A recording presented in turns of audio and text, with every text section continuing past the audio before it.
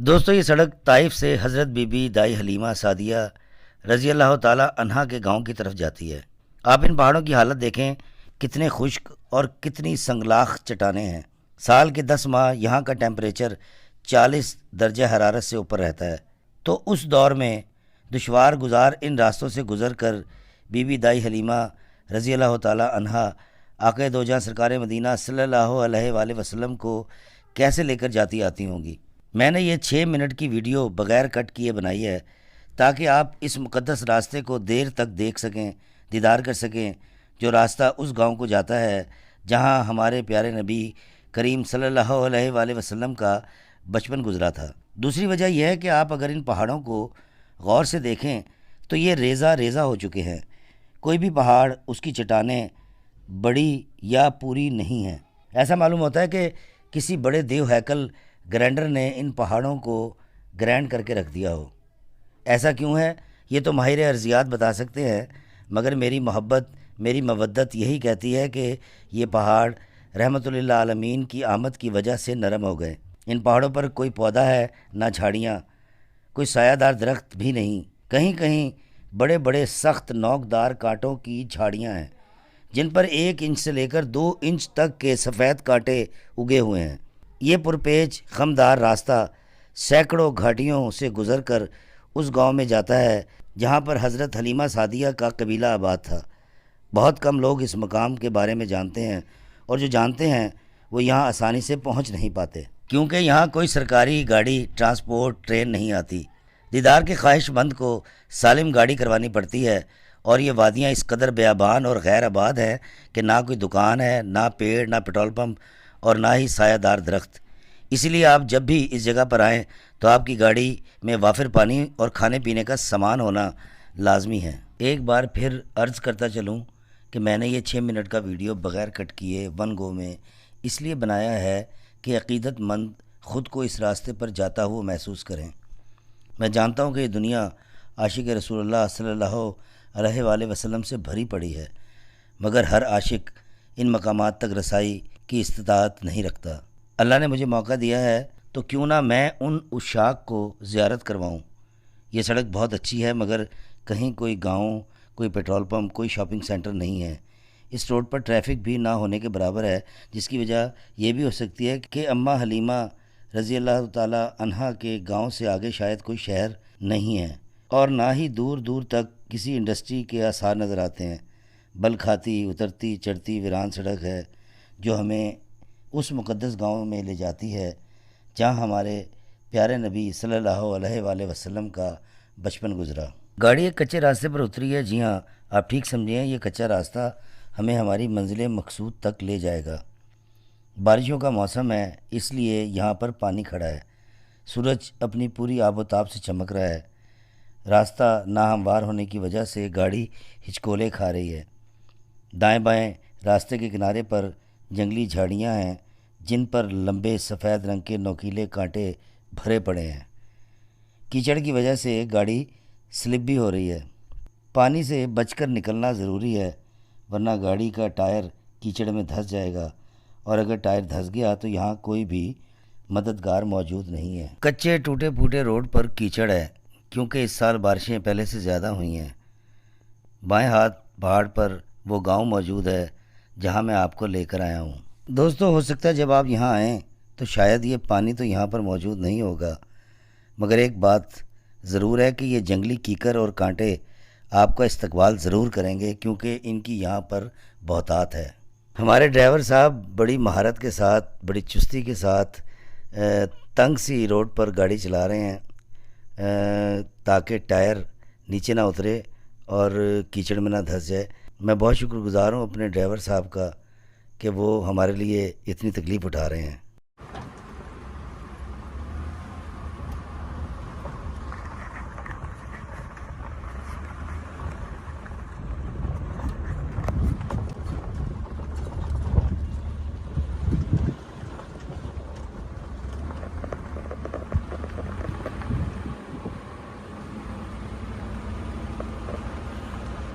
کیونکہ اس جگہ پچھلے پہاڑ پر آبادی ہے تو دائیں جانب کاشتکاری کی گئی ہے۔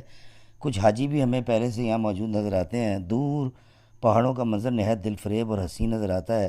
کسی نے باڑ لگا کر اپنی زمین کی حد بندی کر رکھی ہے۔ سڑک کی حالت بھی خستہ ہے۔ ہم بس 1-2 منٹ میں منزل مقصود پر پہنچ جائیں گے۔ یہ چڑھائی ہے، پھر اس کے بعد ہمیں پارکنگ میں گاڑی کھڑی کرنی ہے، یا شاید یہاں پر پارکنگ ہو ہی نہ۔ دور، بہت دور آسمان پر بادلوں کے ٹکڑے ٹھہرے ہوئے نظر آتے ہیں، شاید وہ بھی اس مقام کی زیارت کے لیے کھڑے ہیں۔ دوستو، سب سے پہلے ہم ان 2 کنویں پر جائیں گے جن کی ایک تاریخ ہے، اور وہ 2 کنویں یہاں پر موجود ہیں۔ ہم وہیں جا کر اس کی تاریخ پر بات کریں گے۔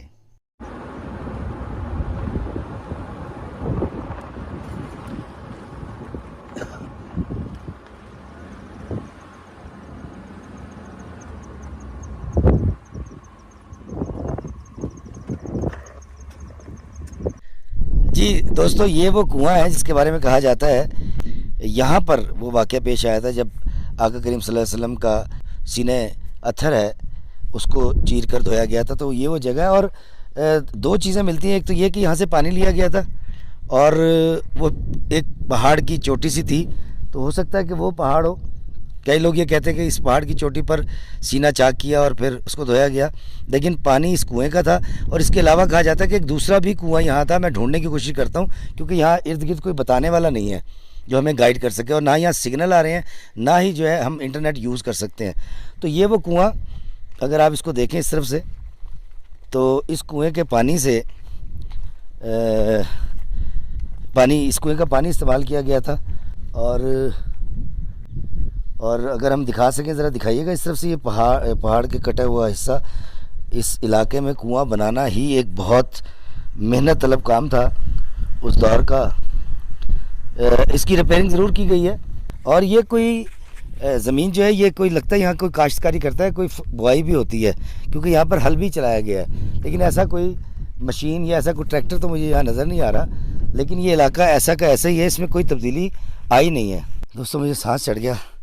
دوستو، ایک کنواں یہ ہے، اور اس کے بارے میں بھی کہا جاتا ہے کہ یہ وہ پہاڑی کی جو چوٹی ہے، یہ وہ ہے۔ ایک تاریخی کنواں یہاں پر یہ بھی ہے۔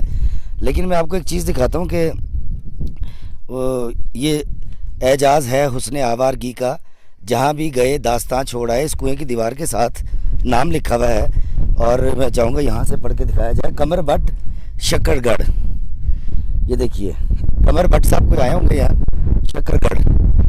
تو آئیں، میں آپ کو یہاں پر وہ پہاڑیاں بھی دکھاتا ہوں جس کے بارے میں کہا جاتا ہے کہ سرکار مدینہ صلی اللہ علیہ وسلم یہاں پر بکریاں چرایا کرتے تھے۔ آئیے میرے ساتھ۔ دوستوں، میں اس وقت موجود ہوں دائی حلیمہ کے گھر کی باقیات پر، اور یہاں پر مجھے 2 فینس مل گئے ہیں۔ کیا نام ہے آپ کا؟ عائزہ۔ آپ کا؟ ایان۔ اچھا، آپ دونوں نے میرے ساتھ تصویر کیوں بنوائی؟ کیونکہ پریزاد کے ممبر ہیں۔ پریزاد کے ڈرامے میں ہم نے آپ کو دیکھا تھا۔ اچھا، اس کا تو آپ دونوں مجھے جانتے ہیں؟ جی۔ تو میرے فین بھی ہیں؟ جی۔ آپ بھی؟ جی۔ او مائی گاڈ، الحمدللہ الحمدللہ۔ دوستو، جو لوگ مجھ سے پوچھتے ہیں کہ افتخار رفیع تمہیں ایوارڈ کیوں نہیں ملا، یہ میرا ایوارڈ ہے۔ میرے دیس کے، میرے اوورسیز کے چھوٹے چھوٹے بچے مجھ کم ترین سے اتنی محبت کرتے ہیں، کمالی سے محبت کرتے ہیں، پوئٹ افتخار رفیع سے محبت کرتے ہیں، ولاگر سے محبت کرتے ہیں۔ Thank you beta, welcome. Thank you. Welcome. میں آپ دونوں کے لیے دعا کروں گا بیٹا کہ آپ دونوں خوب اچھا پڑھو اور وطن کا نام روشن کرو، پاکستان کا نام روشن کرو۔ آمین آمین۔ آمین۔ Thank you. دوستو، میں آپ کو دکھاتا ہوں، بڑا دل خوش ہوتا ہے جب اس طرح کے، اب اس جنگل بیابان میں ایک ہماری گاڑی، شاید 1-2 گاڑیاں اور آئی ہوں گی ہمارے پاس، اور اس میں اس طرح سے فینس کا مل جانا، it is great blessing of God. دوستو، یہ جو آپ دیکھ رہے ہیں مسلح بچھے میں ہیں، کہا ہی جاتا ہے کہ دائی حلیمہ کا یہ گاؤں تھا، کیونکہ گاؤں میں جو گھر ہوتے تھے، ایک ادھر ہے، ایک اوپر ہے، ایک تھوڑا سا اوپر ہے، تو یہ مسلح بچھے میں یہ والا گھر جو ہے دائی حلیمہ سعدیہ کا، یہ گھر، ایک کمرہ اس کا، یہ ایک یہاں کوئی تھا، شاید وہ گر چکا ہے، اور ایک کہا جاتا ہے کہ اس طرف تھا۔ یہ کمرہ اس کے باقیات ہیں، یہاں لوگ آتے ہیں اور یہاں پر نفل ادا کرتے ہیں اور عبادت کرتے ہیں اور اللہ سے دعائیں مانگتے ہیں۔ تو یہ گھر، یہ گاؤں دائی حلیمہ کا، اور وہ جگہ جہاں پر ہمارے پیارے نبی صلی اللہ علیہ وآلہ وسلم بکریاں چرایا کرتے تھے۔ یہ اس طرف دیکھیں، اگر میں اس طرف جاؤں تو یہاں کسی نے میرا نام بھی لکھا ہوا ہے، یہ دیکھیں افتخار، ہم پاکستانی ہر جگہ ہوتے ہیں، اور وہ دیکھیں اوپر ساجد بھی لکھا ہوا ہے، لیاقت بھی لکھا ہوا ہے، وہ افتخار وہاں بھی لکھا ہوا ہے، یہ سارے میرے نام ہیں لکھائے نے۔ تو دوستو، یہ یہ سب شہباز لکھا ہوا ہے، وہ دیکھیں شہباز بھی لکھا ہوا ہے۔ تو اس پہاڑی کے اوپر دوستوں میں چڑھوں گا اور آپ میرے ساتھ آئیے گا، میں کوشش کروں گا اس بڑھاپے میں چڑھ سکوں، کیونکہ یہ وہ جگہ ہے، یہ وہ مقام ہے جہاں ہمارے پیارے نبی صلی اللہ علیہ وآلہ وسلم محمد رسول اللہ دائی حلیمہ کی بکریاں چرایا کرتے تھے۔ بکریاں اس پہاڑ کے اوپر بھی چڑھ جاتی ہوں گی، قیافہ یہ کہتا ہے۔ اور اگر میں تصور کی آنکھ سے دیکھوں تو دیکھیں پہلے گاؤں ویسے ہوتے تھے، وہ سامنے ایک گھر اوپر، ایک اس کے نیچے، ایک اس کے نیچے، تو یہ دیکھیں یہ وہ علاقہ ہے۔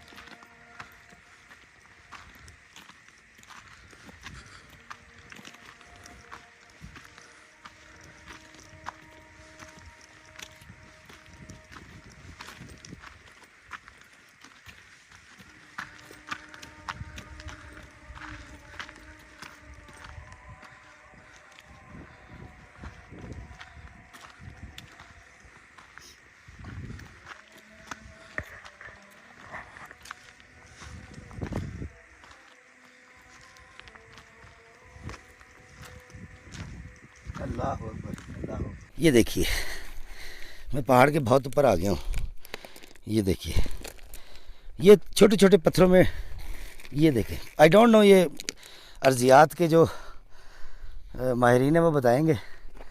یہ پہاڑ کافی اونچا ہے، میں اور اوپر بھی جا سکتا ہوں، لیکن میری عمر کا تقاضا یہی ہے کہ اس پہ اکتفا کروں جہاں پہنچ گیا۔ دوستو یہ وہ جگہ ہے، یہ وہ گاؤں ہے، دائی حلیمہ کا گاؤں اس پہاڑ پر آباد تھا۔ اور گاؤں کے اندر آپ کو پتہ ہے گھر اوپر ہوتا ہے، ایک سائڈ پہ ہوتا ہے، ایک نیچے ہوتا ہے، ایک چیٹ نیچے ہوتا ہے ایسے۔ تو وہ دیکھیں وہاں لوگ دائی حلیمہ کے گھر کی باقیات پر نماز بھی ادا کر رہے ہیں، نفل پڑھ رہے ہیں، اور عصر کی نماز ہو چکی ہے۔ یہ وہ پہاڑ جہاں پر بکریاں چڑھ جاتی ہوں گی۔ میرے آقا کا بچپن اس گاؤں میں گزرا، اور آتے ہوئے میں سوچ رہا تھا کہ مکہ سے اتنی دور یہاں تک آنا، جب آپ ملنے جاتے ہوں گے گھر والوں سے، اپنی والدہ محترمہ سے، تو کتنا تکلیف دہ اور دشوار گزار یہ سارا راستہ تھا۔ آج تو خیر سڑکیں بن گئی ہیں، وہ سامنے مین روڈ ہے، بالکل پکی سڑک ہے، آپ یہاں تک اپنی گاڑی میں یہاں تک آ سکتے ہیں۔ وہ دیکھیں نیچے کتنی ساری گاڑیاں آ چکی ہیں، لوگ کہاں سے آئے ہیں۔ پہلے تو ہماری گاڑی تھی، اب تو خیر بہت ساری گاڑیاں بھی آ گئیں۔ عقیدت مند اور زیارت کرنے والے حاجی یہاں تک پہنچ جاتے ہیں، لیکن یہاں کوئی اس طرح کی باقیات نہیں چھوڑی گئی، کوئی تختی نہیں لگائی گئی، لیکن لوگ پھر بھی محبت اور پیار میں یہاں تک پہنچ جاتے ہیں۔ دوستو میرے ابا کہا کرتے ہیں کہ جس کو کوئی غم نہ ہو یا جس نے نفس کی نفی سیکھنی ہو تو وہ بکری پال لے۔ تو میں کہتا ہوں جی کہ آج کے دور میں شہروں میں بکری پالنی مشکل ہے۔ جس شخص نے نفی کا سبق سیکھنا ہو تو وہ واٹس ایپ گروپ بنا لے، شرط یہ ہے نہ کسی کو ڈیلیٹ کرے گا، نہ اعتراض کرے گا، اور نہ گروپ ختم کرے گا، تو بکری پالنے کے برابر ہی ہوگا۔ نفس کی نفی بہت ضروری ہے، اور نفی کا سبق جو ہے ہمیں اللہ اور پیارے نبی صلی اللہ علیہ وآلہ وسلم بھی دیتے ہیں۔ اور ہم نے بارہا دیکھا کہ آقا دو جہاں سرکار مدینہ معاف فرما دیا کرتے تھے، درگزر کرتے تھے، اور صلہ رحمی سے کام لیتے تھے۔ تو مجھے دائی حلیمہ کے اس گاؤں سے اجازت دیجیے، اور میں دعا کروں گا کہ اللہ تعالیٰ مجھے درگزر کرنے والا، پیار کرنے والا، آسانیاں بانٹنے والا، رحم کرنے والا، لوگوں کو معاف کر دینے والا، معافی مانگ لینے والا بنائے۔ اللہ ہمیں آسانیاں عطا فرمائے اور آسانیاں تقسیم کرنے کا شرف عطا فرمائے، آمین۔ السلام علیکم ورحمۃ اللہ وبرکاتہ۔